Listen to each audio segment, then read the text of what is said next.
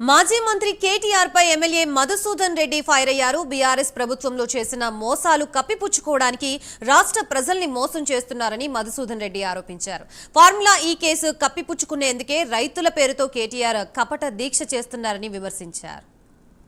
అధికారంలో ఉన్నప్పుడు చేసిన మోసాలను కప్పిపుచ్చుకోవడానికి, చేసిన దోపిడీని కప్పిపుచ్చుకోవడానికి రైతులను తప్పుదో పట్టించాలనే ఆలోచనతో, తెలంగాణ ప్రజలను తప్పుదో పట్టించాలనే ఆలోచనతో నిన్న కేటీఆర్ అనే ఒక కేడి మాట్లాడిన మాటలు మనం అందరం కూడా చూసినాం.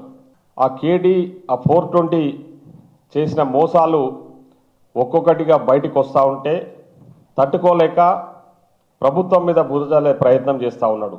ముఖ్యంగా గౌరవ ముఖ్యమంత్రి హోదా కూడా గౌరవం ఇవ్వకుండా ముఖ్యమంత్రి గారిని ఏకవచనంతో ఒక అసభ పదజాలంతో మాట్లాడుతూ ఉన్న ఒక అజ్ఞాని అనే కేటీఆర్ ఈరోజు రైతులను తప్పుదో పట్టించాలని రాష్ట్ర వ్యాప్తంగా నిరసనలకు పిలిపియడం జరిగింది టీఆర్ఎస్ వాళ్ళు.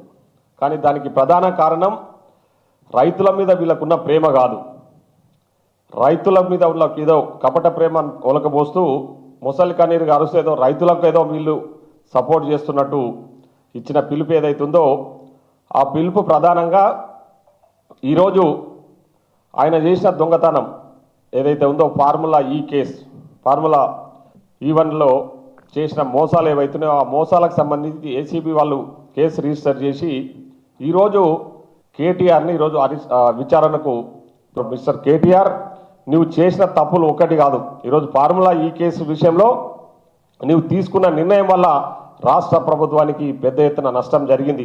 ఈరోజు గ్రీన్కో అనే కంపెనీకి నీవు లబ్ధి చేకూర్చడం వల్లనే గ్రీన్కో కంపెనీ వాళ్ళు ఎలక్టోరల్ బాండ్ల రూపకంగా దాదాపు 41 కోట్ల రూపాయలు మీ పార్టీకి విరాళంగా ఇచ్చిన విషయం కూడా మా దగ్గర ఉంది.